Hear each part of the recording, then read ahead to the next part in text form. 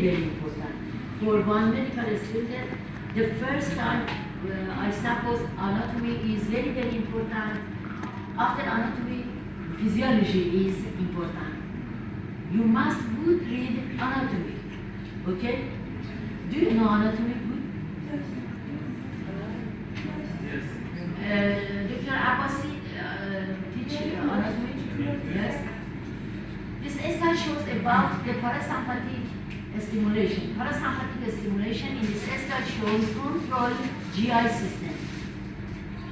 This is meatus plexus, submucosal plexus, endocrine cells, secretory cells, muscular cells, and vascular. About these compartments are about GI system. In this slide, you see meatus plexus and submucosal plexus. Before slide, you saw about meatus plexus and submucosal plexus. But this slide shows the control of parasympathetic stimulation in the GI system.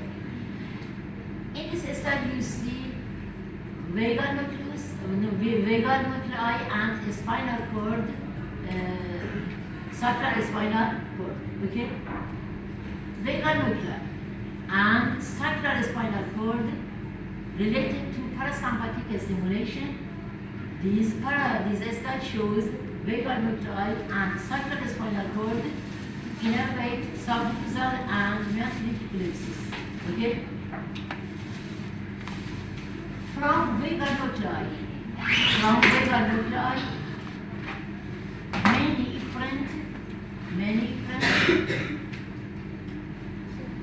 many different synapses to the upper compartment of GI system. For example, pharynx, esophagus, stomach, and the small intestine. Sacral spinal cord have many efferents. These efferents from sacral spinal cord innervate large intestine and rectum. Okay? From vagal nuclei, or I repeat for you. Vagal nuclei control the upper compartment of GI system. Therefore, vagal nuclei have many efferents. These efferents synapse to upper compartment of GI system. For example, esophagus, stomach, and small intestine. From sacral spinal cord, many of efferents synapse to the lower GI system.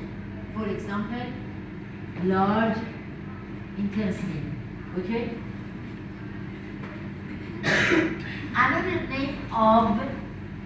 Another name of parasympathetic stimulation is craniosacral. Cranial related to vagal nuclei. Sacral related to sacral spinal cord. Okay? Do you understand? Yes. This slide shows sympathetic stimulation. You see this slide, spinal cord.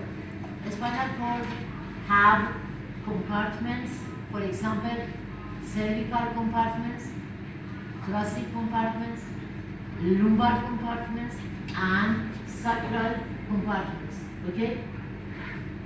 In this slide, you see from T5 to L2 or L3. From T5 to L2 or L3. From these compartments, many fibers from T5 to L2. These fibers are preganglionic fibers. These preganglionic fibers synapse to sympathetic ganglia. The most important sympathetic ganglia in the stomach or in the GI system is celiac ganglia. From celiac ganglion, these post-ganglionic fibers. These fibers synapse to the submucosal plexus, ganglionic plexus, muscularis, and blood vessels in the GI system. These fibers release norepinephrine. Norepinephrine released from sympathetic neurons. Okay? Therefore, sympathetic neurons inhibit GI system. Another name of sympathetic control sympathetic in the GI system is tracolumbar. Tracolumbar because these fibers bring from T5 to L2. In this slide is related to sympathetic control in the GI system. Another name of sympathetic control in the GI system is tracolumbar. The another parasympathetic name in the GI system is craniosacral. Okay? Therefore, craniosacral is parasympathetic control in the GI system. Tracolumbar is another name of sympathetic stimulation in the GI system. Parasympathetic stimulate activate GI system, sympathetic stimulation inhibit GI system. Okay? This slide shows about the circulation system in the GI section. We have in the GI section pharynx, esophagus, stomach, small intestine, and large intestine. The most important compartments in the GI system are stomach and small intestine. In the slide, you see stomach. Okay? This is aorta or abdominal aorta. Okay? From abdominal aorta, the most important artery supply stomach. This artery is celiac artery.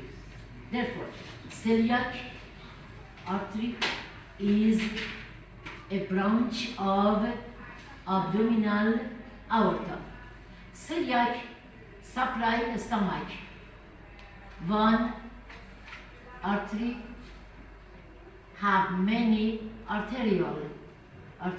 These arterioles supply stomach. Okay? Celiac artery is important branch of abdominal aorta. These celiac supply stomach. This slide shows about small intestine and large intestine. From abdominal aorta, there are two important arteries. These arteries supply small intestine and large intestine. You don't see a small intestine. A small intestine is in this area. Okay? Superior mesenteric artery. Superior mesenteric artery is a branch of abdominal aorta. This artery supply a small intestine. Okay? Another artery is inferior mesenteric artery. Inferior mesenteric artery is a branch of abdominal aorta. Inferior mesenteric artery supply large intestine, especially from transverse colon, descending colon, sigmoid, and rectum. Okay? This slide is before slide. You see in this slide, superior mesenteric artery, synapse supply small intestine, and inferior mesenteric artery supply large intestine, especially transverse, the descending, sigmoid, and rectum. Okay? This slide shows about the veins in the GI system. You know, veins bring CO2 blood from one organ. Okay? In this slide, you see a stomach with veins. We have short gastric veins, left and right gastric veins. These veins bring CO2 blood from the stomach. Okay? Similar artery names in the GI system, we have veins. In this slide, you see superior mesenteric veins, and superior mesenteric vein and inferior mesenteric vein bring CO2 blood from intestine. For example, superior mesenteric vein brings CO2 blood from the small intestine. Inferior mesenteric vein bring CO2 blood from large intestine. These veins connected together and convert to